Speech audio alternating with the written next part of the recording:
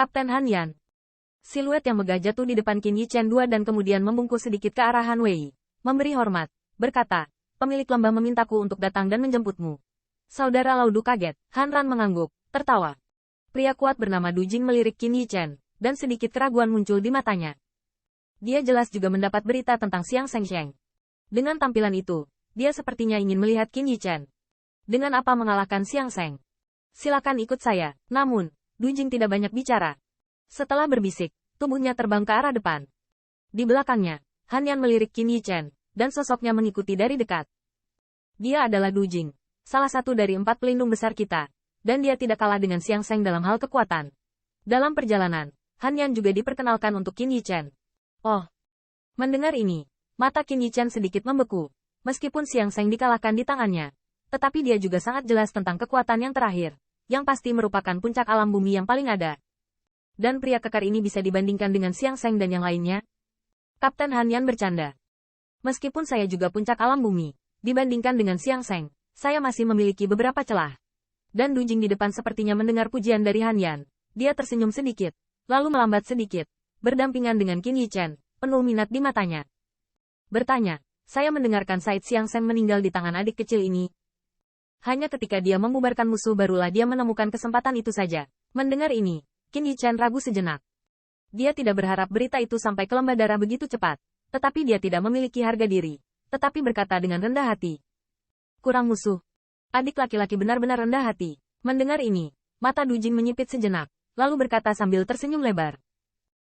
Xiang Sheng di daerah aliran sungai untuk menjalani pelatihan yang sulit atau kerja keras selama bertahun-tahun. Hukum kelangsungan hidup daerah aliran sungai telah lama terukir di tulangnya. Bagaimana karakter seperti itu dapat membuat kesalahan rendah dengan meremehkan musuh? Selain itu, bahkan jika Xiang Sheng sedikit diremehkan, itu sama sekali bukan apa yang dapat ditangani oleh pusat kekuatan Artrea Lempik.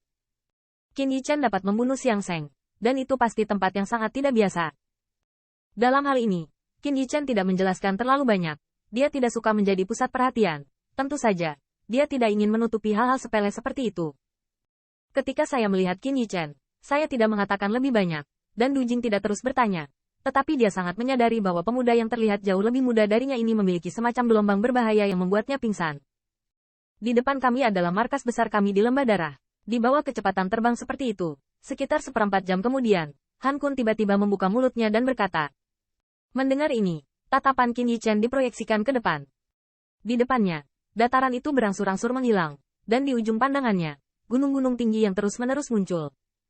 Qin Yichen sangat menyadari bahwa dari gunung-gunung itu, ada nafas kuat yang tidak jelas dan tahan lama. Jelas, harus ada banyak pembangkit tenaga listrik top yang kuat di tempat-tempat itu. Dengan pendekatan ini, Qin Yichen bahkan lebih terkejut, karena dia menemukan bahwa di antara gunung-gunung ini, tampaknya membentuk formasi misterius, antara langit dan bumi, menjulang sedemikian rupa sehingga membuatnya gemetar.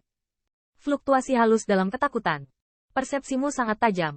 Gunung-gunung ini adalah pemilik lembah yang menghabiskan banyak uang.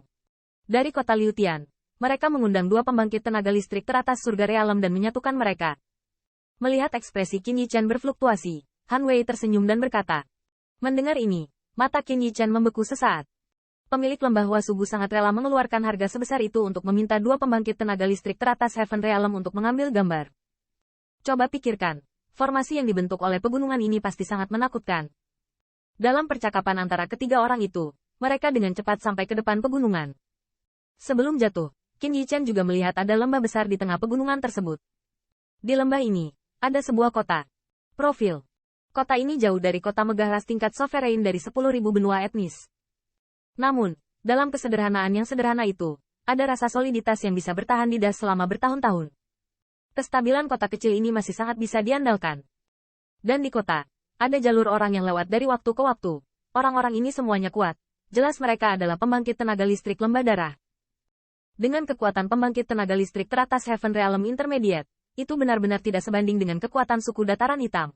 Melihat popularitas ini, Qin Yichen tidak bisa menahan nafas, kata. Markas besar suku Heiyuan hanya beberapa lusin tenda, dan pembangkit tenaga listrik hanya sekitar 100. Dibandingkan dengan lembah darah, kekuatan sebesar itu memiliki celah yang sangat besar. Ayo kita lanjutkan. Ketika dia datang ke sini, sosok Han Yun jatuh ke depan gunung. Pada saat yang sama, dia juga berbisik kepada Qin Yichen, ada bentuk perlindungan di lembah. Bahkan pembangkit tenaga listrik teratas Heaven Realm tidak dapat dimasuki secara paksa dalam waktu singkat. Untuk memasuki lembah darah, Anda hanya dapat masuk dari saluran khusus kami. Mendengar ini, Qin Yichen juga mengangguk, dan bentuk tubuhnya berada di belakang Han Yan. Segera, sosok 3 orang jatuh di pintu masuk lembah di depan 2 gunung. Di depan mereka, ada 4 siluet Ling Li. Jelas, mereka semua adalah penjaga yang menjaga di sini. Saya telah melihat Kapten Han Yan dan melindungi hukum. Ketika saya melihat 3 orang, semua penjaga memberi hormat. Buka pintunya. Dalam hal ini, Du terkejut mengangguk. Mendengar ini, keempat penjaga itu saling memandang, dan segera membentuk tanda misterius di tangan mereka. Kemudian, selama True Origin melonjak, 4 berkas cahaya jatuh di depan mereka. Tiba-tiba, di ruang kosong itu, tiba-tiba muncul sebuah penghalang transparan. Hai, saat berkas cahaya melonjak, penghalang itu secara bertahap robek menjadi gerbang cahaya seukuran sekitar 1 zang. Adik laki-laki, ikutlah dengan kami. Melihat ini, Han Yan sedikit tersenyum, lalu melangkah menuju gerbang cahaya bersama Du Jing. Lembah darah ini benar-benar bersedia membayarnya. Melihat pemandangan ini, Qin Yichen menghela nafas, dan segera mengikuti mereka berdua, berjalan menuju lembah darah. Setelah ketiga orang masuk, gerbang cahaya berangsur-angsur menyatu, dan penghalang transparan menghilang. Jika bukan fluktuasi yang samar-samar, saya khawatir orang biasa tidak akan benar-benar melihat perbedaan sedikit pun. Siapa lelaki ini? Mengapa kamu belum melihatnya? Seharusnya tamu VIP yang diundang oleh tuan rumah. Jika tidak, bagaimana kita bisa membuat Kapten Han Yan menjemput Du Jingfu? Yah, itu patut ditiru. Kapan saya bisa berdiri dengan pukulan besar ini di Yanzong? Melihat wajah asing Qin Yichen, mata keempat penjaga itu berkilat penasaran. Setelah mereka berjalan pergi, jalur suara bisikan juga terdengar pelan.